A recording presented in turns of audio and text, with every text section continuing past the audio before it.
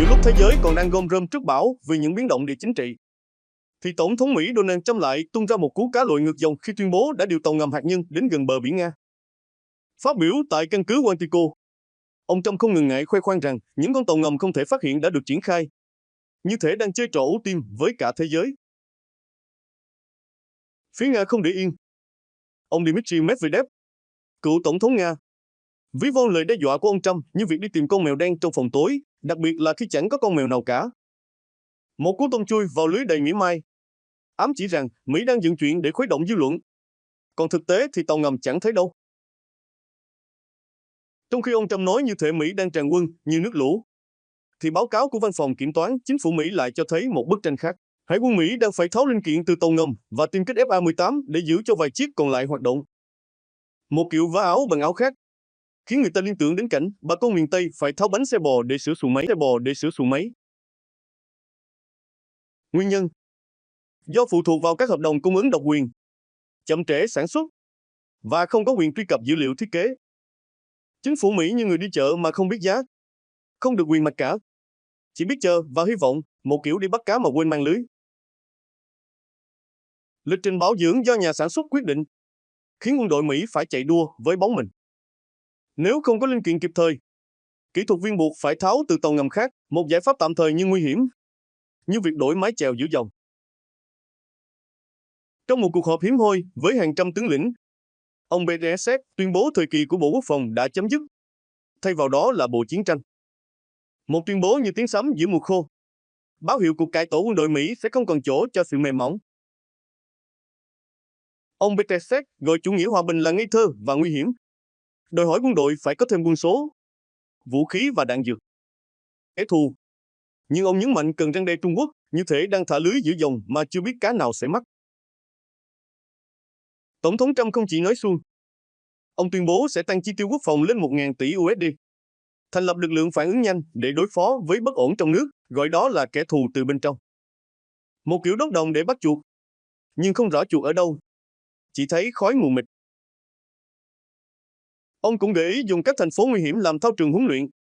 Ví dụ như Chicago, một ý tưởng khiến người ta liên tưởng đến việc thả cá vào ruộng lúa, vừa phá hoại vừa vô lý. Song song với lời đe dọa tàu ngầm, Mỹ được cho là đã triển khai máy bay tuần tra B-8 Poseidon đến Na Uy, gần vùng Kaliningrad của Nga.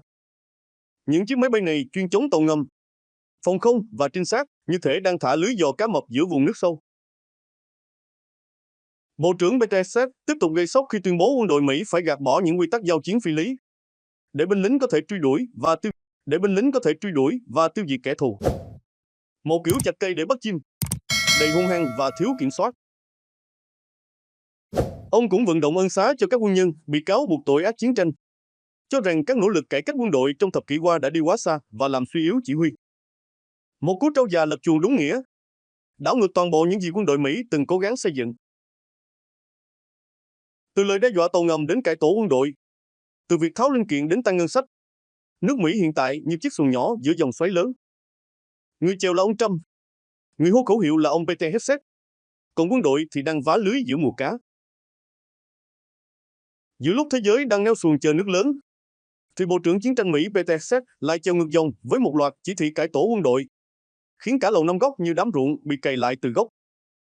Trong 10 chỉ thị được ban hành, có cả việc cải tổ văn phòng thanh tra, nơi từng dành nhiều tháng để soi xét chuyện ông Petraeus luận thông tin mật. Một kiểu gà nhà đá nhau giữa thời chiến, khiến dân tình vừa cười vừa lo. Ông Petraeus tuyên bố sẽ rà soát lại cách dùng các từ như bắt nạt, ma cũ bắt nạt ma mới, lãnh đạo độc hại, cho rằng chúng đã bị vũ khí hóa để làm suy yếu uy tín chỉ huy. Một cú lật xuồng giữa dòng, xóa sạch những chính sách cũ như thể đang dọn bùn trong ao để nuôi cá mới. Ông không ngần ngại nói thẳng, không muốn thấy cảnh tướng lĩnh béo phì, binh sĩ thừa cân. Quân đội phải gọn gàng, rắn rỏi như trâu kéo lúa mùa nước nổi, chứ không phải heo nái nằm chùa. Tất cả quân nhân, bất kể cấp bậc, đều phải kiểm tra thể lực và cân nặng 2 lần một năm, như thể đang đo vó cá để chọn người chèo ghe. Tại căn cứ Quantico, ông Petraeus tuyên bố binh sĩ phục vụ tại vị trí chiến đấu phải đạt chuẩn thể lực cao nhất dành cho nam giới. Ông không muốn con trai mình chiến đấu bên cạnh người không đủ sức, không thuần thục mang theo người chưa biết bắn súng. Ông nhấn mạnh chuẩn mực phải trung lập về giới, nhưng ở mức cao. Tinh thần chiến binh phải được khôi phục, không còn chỗ cho gió chiều nào theo chiều đó. Hình ảnh ông tập luyện cùng binh sĩ tại các căn cứ như ông chủ ruộng xuống đồng, vừa thị phạm vừa truyền lửa. Ông BTSZ tuyên bố, từ nay không còn Bộ Quốc phòng tỉnh thức, mà là Bộ Chiến tranh, nơi chỉ có một sứ mệnh duy nhất, chuẩn bị và giành chiến thắng. Tư tưởng chủ hòa bị coi là ngây thơ, nguy hiểm, như thể thả lưới mà không buộc dây. Ông khẳng định, nếu kẻ thù thách thức, chúng sẽ bị nghiền nát bởi sức mạnh, sự chính xác và sự mạnh bạo, một lời tuyên chiến như thả cá mập vào đầm sen. Cuộc đua tàu ngầm Mỹ-Nga, Trung, 3 dòng nước, một lưới sắt. Tổng thống Trump cảnh báo Nga và Trung Quốc đang rút ngắn khoảng cách về số lượng tàu ngầm. Mỹ vẫn đi trước 25 năm, nhưng xu hướng cho thấy cá đang bơi sát lưới. Ông tiết lộ đã triển khai tàu ngầm hạt nhân sau khi bị đe dọa bởi phát biểu của ông Medvedev về hệ thống Death Hand, một kiểu ném đá do đường bằng uranium. Ông Trump gọi tàu ngầm hạt nhân là vũ khí nguy hiểm nhất từng chế tạo, khẳng định công nghệ Mỹ giúp tàu ngầm gần như không thể bị phát hiện, như thể cá lặn dưới lớp bùn mà không để lại bóng. Trung Quốc và Nga thả lưới AI, lặn dưới băng. Trung Quốc đang phát triển hệ thống phát hiện tàu ngầm bằng trí tuệ nhân tạo độ chính xác tới 95%, như kiểu thả lưới điện tử bắt cá thần. Nga thì khoe khả năng lặn dưới lớp băng Bắc Cực, tránh radar, một kiểu cá trốn trong hang đá.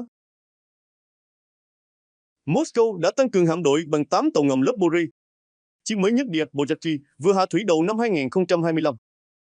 Ông Putin cũng đưa ra tín hiệu thiện chí về kiểm soát vũ khí, đề xuất gia hạn hiệp ước NAFTA thêm 1 năm, bè hoa đăng giữa dòng nước xoáy.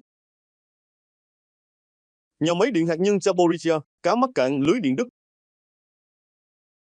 Tổng thống Ukraine Zelensky báo động, nhà máy điện hạt nhân Zaporizhia bị cắt khỏi lưới điện suốt 7 ngày, lần mất điện dài nhất từ khi xung đột nổ ra. Nhà máy phải dùng máy phát điện DSN để duy trì hệ thống an toàn, như kiểu nuôi cá bằng nước mưa. Ông cáo buộc Nga pháo kích cản trở sửa chữa, khiến nhà máy rơi vào tình trạng khẩn cấp. Phía Nga thì nói đã cung cấp điện dự phòng sau vụ tấn công do Ukraine gây ra, một kiểu đổ nước vào xuồng rồi bảo không phải mình làm. Theo IAEA, đây là sự cố thứ 10 tại Zaporizhia. Dù nhà máy đã ngừng hoạt động, nhưng vẫn cần điện để duy trì hệ thống làm mát, nếu không nguy cơ nước sôi cá chết là có thật. Pháo kích gần nhà máy hôm 16 tháng 9 càng khiến tình hình thêm căng như dây đàn. Giữa lúc thế giới đang neo xuồng chờ nước lớn, thì tại nhà máy điện hạt nhân Zaporizhia, khói đen lại bốc lên như lửa cháy giữa mùa hạn. Tổng giám đốc IAEA Rafael Grossi thốt lên, điều từng không tưởng, pháo kích gần cơ sở hạt nhân này đã thành chuyện thường ngày. Một kiểu thả lưới giữa đầm lầy, không biết cá hay rắn sẽ mắc. Sau vụ pháo kích, đạn rơi cách khu lưu trữ nhiên liệu diesel chỉ 400 mét, một khoảng cách mà dân miền Tây gọi là gần bằng sải tay. IAEA không quy trách nhiệm, nhưng Moscow thì chỉ mặc Ukraine.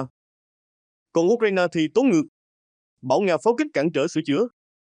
Một kiểu hai bên cùng chèo, nhưng xuồng thì quay vòng. Châu Âu căng như dây đàn, UAV, tiêm kích, và nỗi sợ Nga như bóng ma trên sông. Căng thẳng giữa Nga và giới tinh hoa chính trị châu Âu đang nổi sóng như mùa nước nổi. Từ vụ UAV ở Ba Lan đến cáo buộc tiêm kích Nga xâm nhập Estonia, các chính trị gia Đông Âu hô hào bắn hạ máy bay Nga như thể đang đuổi cá khỏi ruộng. Nhưng theo nhà nghiên cứu Timofey Rodachev, đó là cá sợ bóng mình. Ông cho rằng nỗi bất an này xuất phát từ chính nội bộ EU, khi Mỹ bắt đầu rút lưới viện trợ khỏi Đông Âu.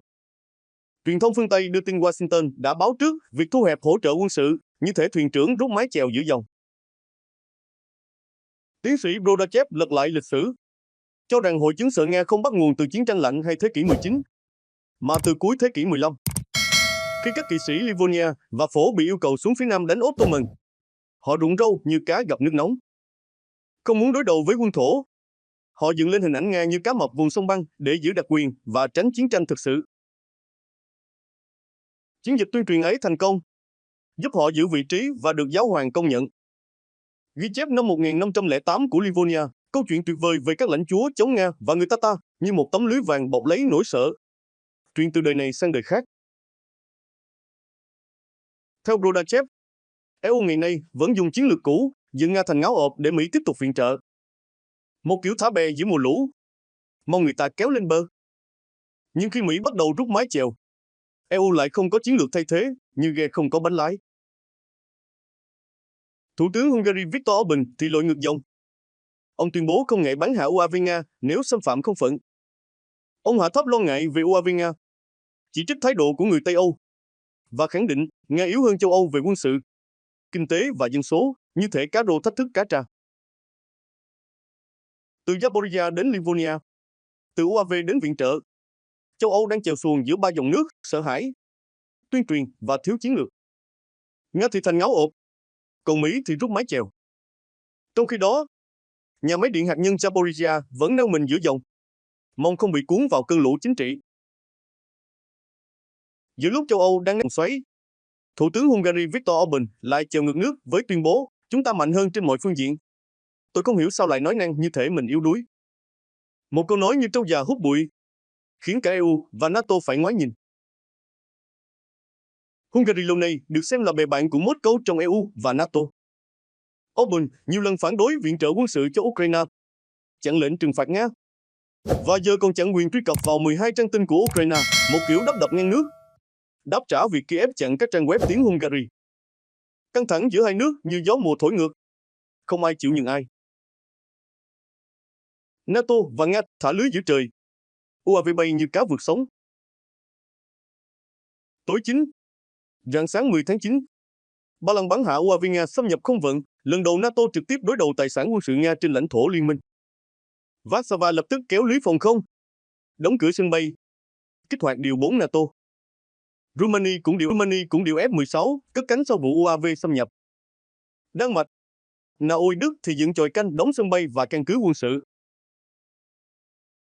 Dù Moscow phủ nhận, các quan chức châu Âu cho rằng đây là cá mập thăm dò, một tác nhân chuyên nghiệp đang thử phản ứng phòng thủ.